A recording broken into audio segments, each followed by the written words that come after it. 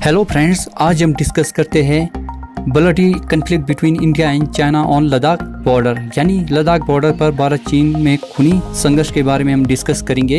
इसमें जो हम मेनली डिस्कस करेंगे कि जो पिछले कल जो घटनाक्रम हुआ लद्दाख बॉर्डर पर भारत और चीन के मध्य, और इसी के साथ LAC के बारे में जो हिस्टोरिकल एस्पेक्ट के बारे में हम डिस्कस करेंगे, और साथ ही साथ बॉर्डर एक्टिविटीज़ और गलवान वैली की जो इम्पोर्टेंस है और उसके हिस्टोरिकल बैकग्राउंड के बारे में, और लास्ट में इसके कंक्लूजन के साथ आगे की क्या राह होगी उसके बारे में हम डिस्कस करेंगे। गलवान वैली में भारत और चीन सैनिकों के बीच सीमा पर झड़प हुई है। भारत सरकार के आधिकारिक बयान के मुताबिक गलवान वैली सीमा पर सैनिकों के बीच हटने के दौरान ये झड़प हुई है। भारतीय सेना का कहना है कि भारत चीन सीमा पर गलवान घाटी में सोमवार रात को दोनों देशों की सेना में जोरदार संघर्ष हुआ, जिसमें सेना के एक अधिकारी और 2 सैनिकों की मौत हो गई है। सेना के अनुसार दोनों देशों के वरिष्ठ सैन्य अधिकारी अभी मामले को सुलझाने के लिए घटनास्थल पर बैठकें कर रहे हैं। दूसरी ओर भारतीय सेना ने मंगलवार देर रात एक आधिकारिक बयान जारी कर कहा है, भारत और चीन की सेना गलवान इलाके में पीछे हट गई है। 15 और 16 जून की रात यहीं पर दोनों देशों की सैनिकों के बीच झड़प हुई थी। झड़प और गतिरोध वाले इलाके में ड्यूटी के दौरान 17 भारतीय जवान गंभीर रूप से जख्मी हो गए थे। 0 डिग्री से भी नीचे तापमान और बेहद ऊंचाई वाले इस इलाके में गंभीर रूप से जख्मी इन 17 सैनिकों की मौत हो गई है। यहाँ कुल 20 भारतीय सैनिकों की मौत हुई है। भारतीय सेना देश की अखंडता और संप्रभुता की रक्षा के लिए प्रतिबद्ध है। इससे पहले भारतीय सेना ने अपने बयान में एक सैन्य अधिकारी और 2 जवानों की मौत की बात कही थी। बयान में यह भी कहा गया था कि दोनों देशों की वरिष्ठ सैन्य अधिकारी तनाव कम करने के लिए बात कर रहे थे। समाचार एजेंसी PTI के अनुसार पूर्वी लद्दाख में भारत और चीन सीमा यानी लाइन ऑफ एक्चुअल कंट्रोल पर सोमवार को दोनों देशों के बीच हिंसक झड़प के बाद रक्षा मंत्री राजनाथ सिंह ने मंगलवार को आर्मी प्रमुख के साथ समीक्षा बैठक की थी। इस बैठक में विदेश मंत्री S जयशंकर भी मौजूद थे। गलवान वैली भारत चीन के लद्दाख सीमा रेखा का इलाका है। पिछले दिनों इस इलाके में चीनी सैनिकों के भारतीय सीमा में प्रवेश करने की वजह से दोनों देशों के बीच तनातनी देखने को मिल रही थी। भारतीय सैनिकों के मुताबिक इस घटना से चीन के सैनिक भी हताहत हुए हैं। सबसे पहले हम जानेंगे कि LAC के बारे में। भारत और चीन के बीच सीमा को LAC कहा जाता है, यानी line of actual control. Bharat चीन के बीच की सीमा रेखा है। 4057 किलोमीटर लंबी ये सीमा रेखा जम्मू कश्मीर में भारत अधिकृत क्षेत्र और चीन अधिकृत क्षेत्र अक्सर चीन को पृथक करती है। यह लद्दाख, कश्मीर, उत्तराखंड, हिमाचल प्रदेश, सिक्किम और अरुणाचल प्रदेश से होकर गुजरती है। ये भी एक प्रकार की सीज फायर रेखा ही है, क्योंकि 1962 के भारत चीन वॉर के बाद दोनों देश की सेनाएं जहां तैनाती थी उसे वास्तविक नियंत्रण रेखा मान लिया गया। इस संदर्भ में सबसे पहले चीन के तत्कालीन प्रधानमंत्री ने 24 अक्टूबर 1959 को एक पत्र में किया था, जो कि भारत के तत्कालीन प्रधानमंत्री पंडित जवाहरलाल नेहरू के नाम पे लिखा गया था। इसमें कहा गया था कि चीन की किसी भी सरकार ने मैकमोहन रेखा को कभी भी वैध नहीं माना है। अब हम बात करते हैं बॉर्डर एक्टिविटीज़ क्या क्या हुई थी इस दौरान। रक्षा मंत्रालय के सूत्र बताते हैं कि इसकी शुरुआत अप्रैल के तीसरे सप्ताह में हुई थी, जब LAC चीन की ओर से बारीक की गई टुकड़ियां और भारी ट्रकों की इजाफा देखने को मिला था। इसके बाद से मई महीने में चीनी सीमा पर गतिविधियां रिपोर्ट की गई। चीनी सैनिकों को लद्दाख में निर्धारण करने वाली झील में गश्त करते हुए देखे जाने की बात सामने आई। मामले की गंभीरता का अंदाज़ा इस बात से लगाया जा सकता है कि कुछ दिनों पहले भारत सेना के अध्यक्ष ने इस सीमा का दौरा किया। भारतीय सेना ने यह भी बताया कि इस घटना से जुड़ी विस्तृत जानकारी जल्द ही दी जाएगी। आपको बता दूं, पिछले कई दशकों से नहीं हुई थी ऐसी झड़प। भारतीय चीन वास्तविक नियंत्रण रेखा यानी LAC पर दोनों देशों के जवानों के बीच धक्का मुक्की कोई नई बात नहीं है, लेकिन दोनों पक्षों की तरफ से पिछले 4 दशकों से इस बात का ख्याल रखा जा रहा है कि किसी जान माल का नुकसान ना हो। सोमवार देर शाम कई घंटों तक गलवान घाटी में दोनों तरफ से जिस तरह से झड़प हुई है, वैसी झड़प पिछले कई दशकों में नहीं हुई थी। इससे पहले LAC पर भारतीय जवानों की मौत 45 वर्ष पहले 1975 में चीन के सैनिकों ने भारतीय सीमा में पेट्रोलिंग कर रहे असम राइफल्स के जवानों पर घात लगाकर हमला किया था और 4 भारतीय जवान शहीद हो गए थे। नेक्स्ट हम डिस्कस करते हैं गालवन घाटी की इंपॉर्टेंस और इसके हिस्टोरिकल एस्पेक्ट के बारे में। इसकी शुरुआत तो 1958 से हो गई थी, जब अक्सई चीन में चीन ने सड़क बनाई थी जो काराकोरम रोड से जुड़ती है और पाकिस्तान की तरफ भी जाती है। जब सड़क बन रही थी तब भारत का ध्यान उस पर नहीं गया, लेकिन सड़क बनाने के बाद भारत के उस समय के प्रधानमंत्री जवाहरलाल नेहरू ने उस पर आपत्ति जताई थी। उस वक्त से ही भारत कह रहा है कि अक्सई चीन को चीन ने हड़प लिया है, लेकिन तब भारत ने इस पर कोई सैन्य कार्रवाई नहीं की थी। अब कार्रवाई इसलिए हो रहा है क्योंकि भारत को अपना दावा करना है, जैसे कि पीओके और गिलगित और बाल्टिस्तान को लेकर भारत ने अपना दावा मजबूत करना शुरू कर दिया है। उसी संदर्भ में अक्सई चीन में भी गतिविधियां हो रही है, लेकिन अब चीन को इससे परेशानी होने लगी है।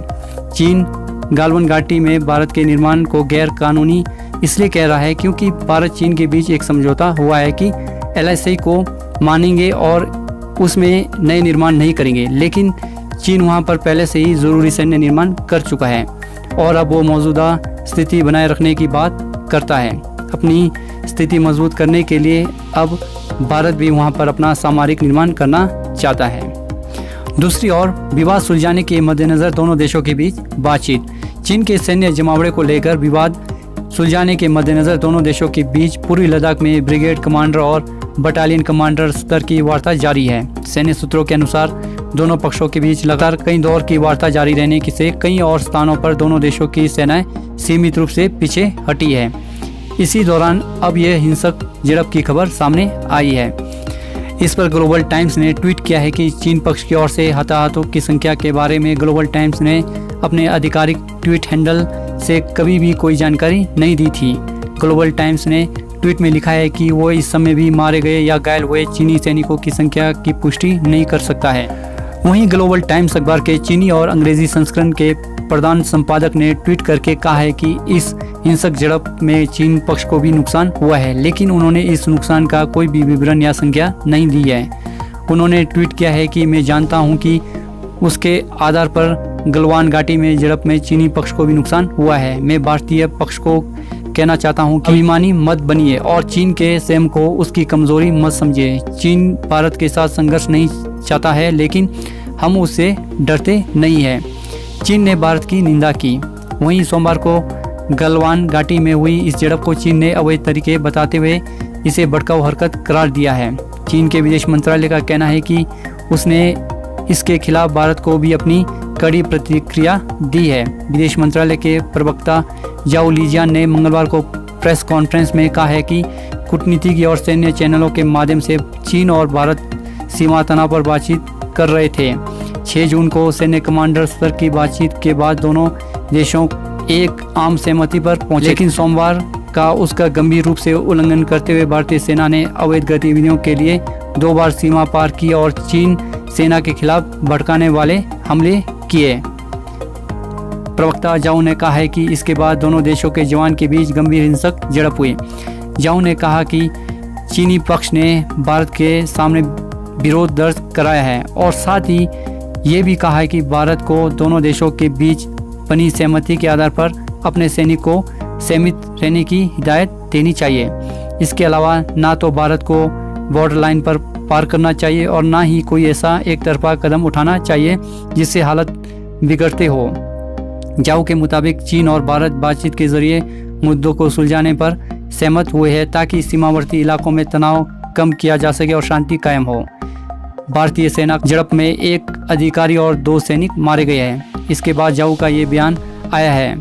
भारतीय सेना मुख्यालय की ओर से जारी बयान में कहा गया है कि इस घटना में दोनों ओर से लोग हताहत हुए हैं। दोनों देशों के शीर्ष सैन्य अधिकारी हालत को काबू करने की कोशिश में लगे हैं। And now last conclusion. Corona काल में दोनों देशों की सीमा पर तनाव पैदा होने से क्या उन पर दबाव बढ़ेगा? चीन ने भारत पर कोरोना के मामले से ध्यान भटकाने के लिए सीमा विवाद पैदा करने का आरोप लगाया है। कोरोना वायरस से लड़ाई अपनी जगह है और देश की सुरक्षा अपनी जगह है। चीन भी दक्षिण चीन सागर में अपने सैन्य निर्माण का विस्तार कर रहा है। दुनिया कोरोना वायरस से निपटने में व्यस्त है, लेकिन फौज तो कोरोना वायरस से नहीं लड़ रही है। फौज अपनी काम करेगी ये सामरिक महत्व के मसले हैं जो कोरोना से पहले भी थे, अब भी है और आगे भी रहेंगे। इसलिए चीन का ये दावा ठीक नहीं है। इस संबंध में जानकारों का मानना है कि चीन की स्थिति वहाँ पर मौजूद तो है जिसका भारत को नुकसान हो सकता है, लेकिन कोरोना वायरस के चलते चीन अभी भी कूटनीति के तौर पर कमज़ोर हो गया है। यूरोपीय संघ और अमेरिका उस पर खुलकर आरोप लगा रहे हैं, जबकि भारत ने अभी तक चीन के लिए प्रत्यक्ष तौर पर कुछ खास नहीं कहा है। ऐसे में चीन भारत से संतुलित रुख अपनाने की उम्मीद कर रहा है। आगे ये भी देखना काफ़ी महत्वपूर्ण होगा, इस मुद्दे को लेकर चीन के खिलाफ भारत अंतर्राष्ट्रीय स्तर पर क्या कदम उठाता है, यह देखना काफ़ी महत्वपूर्ण होगा। इस वक्त चीन के प्रति दुनिया भर में काफ़ी आक्रोश है, इसलिए चीन नहीं चाहेगा कि परिस्थिति वॉर वाली किसी भी सूरत में बने। चीन के पास भारत से संबंधों को उलझाने का कोई विकल्प नहीं है। ये वक्त दोनों देशों के लिए सीखने और सबक लेने का है। ज़रूरत इस बात की है कि सीमा पर शांति बनाए रखने से आगे बढ़ते हुए सीमा विवाद सुलझाया जाए। लाइन ऑफ एक्चुअल कंट्रोल पर काफ़ी विवाद है जिसे सुलझाए जाने की ज़रूरत है। सीमा विवाद को सुलझाने से दोनों देशों की सेनाओं के बीच जो कन्फ्यूज़न है वो ख़त्म हो जाएगा। लेकिन दोनों देश इस विवाद को सुलझाए कैसे? सारा विवाद तो इस बात का है, दोनों देश एक ही इलाके पर दावा कर रहे हैं। पहला, अंतर्राष्ट्रीय स्तर पर इस तरह का दबाव तैयार किया जा सकता है ताकि चीन भी भारत की बात मानने को तैयार हो जाए। दूसरे, ये बात जब दोनों देश की पेट्रोलिंग टीम निकले तो एक दूसरे के इलाकों की सूचना दे। इस तरह की सूचना का पहले से आदान प्रदान होने पर इस तरह की संघर्ष की स्थिति नहीं आएगी या कमी होगी।